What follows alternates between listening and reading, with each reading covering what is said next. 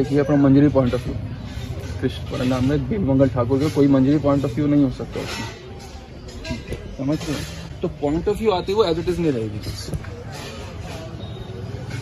Preaching point में सारी books लिखी हुई है। Bhagavatam preaching point of view से बोली थी शुगर गोस्वामी ने, आप बताओ? शौनक ऋषि ने बोला प्रीचिंग पॉइंट ऑफ व्यू से बोलो।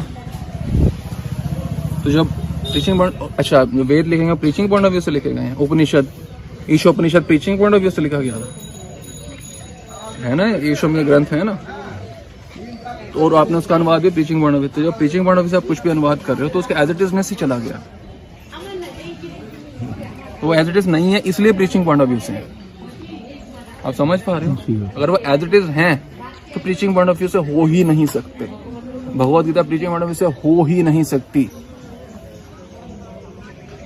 भगवत गीता केवल भक्तों के लिए नहीं है, मालूम है ना? सबके प्रीचिंग पॉइंट ऑफ व्यू से कैसे हो सकता है? भगवान ने भगवत, उनको पता है वो क्यों बोल रहे हैं। भगवान खुद ही लिख देते एक श्लोक 700 बोले 701 लिख देते कि ये प्रीचिंग पॉइंट ऑफ व्यू से होनी चाहिए मेरी भगवत गीता। ऐसा नहीं है।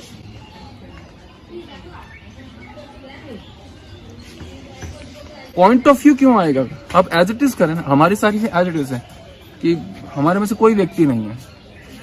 हम इतने देर से बोल रहे हैं, इसमें भी एक बात है कि आई फील सो, एक बार भी आया नहीं, तत्व सिद्धांत है सिर्फ। प्रीचिंग पॉइंट ऑफ व्यू जो ग्रंथ है, इसका मतलब है कि मिक्सिंग समथिंग या adding something to the original. Preaching point of view जो ग्रंथ है, इसका मतलब है कि मिक्सिंग समथिंग या adding something to the original. Preaching point of view जो ग्रंथ है, इसका मतलब है कि मिक्सिंग समथिंग या adding something to the original. कुछ मिक्स कर दिया, कुछ ऐड कर दिया। जब आप ऐड कर देते हैं अपना पॉइंट ऑफ व्यू, तो फिर वो ग्रंथ बन जाता है प्रीचिंग पॉइंट ऑफ व्यू से। फिर जो ग्रंथ का पर्पस था, जो उसका वास्तविक अर्थ था, वो हमेशा हमेशा के लिए जो पढ़ने वाला उससे वंचित हो जाता है, क्योंकि उसके अंदर मिक्स कर दिया गया, ऐड कर दिया गया प्रीचिंग पॉइंट ऑफ व्यू।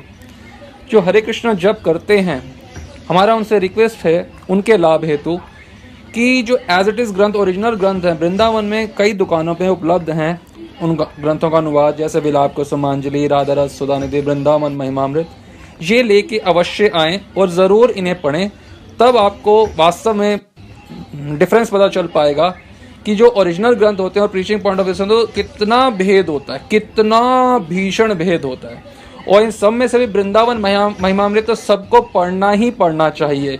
ये वृंदावन महिमामृत ग्रंथ जो है श्रील प्रबोधानंद सरस्वती पाद द्वारा लिखा गया है, और ये जो है ग्रंथ केवल गौड़िया वैष्णव नहीं पढ़ते, निम्बार की, राधा बल्लभी, सब के सब संप्रदाय के लोग इस ग्रंथ को पढ़ते हैं। एज इट इज जो ग्रंथ है, ये वृंदावन में अनेकों पुस्तकालयों में उपलब्ध है।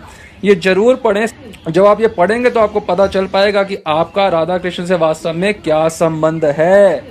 आपको जब करते हुए किस प्रकार का भाव रखना चाहिए, किसी से प्रश्न करने की आवश्यकता नहीं पड़ेगी। जब ये एज इट इज ग्रंथ पढ़ लेंगे, वैसे ही और भी ग्रंथ भी पढ़ सकते हैं।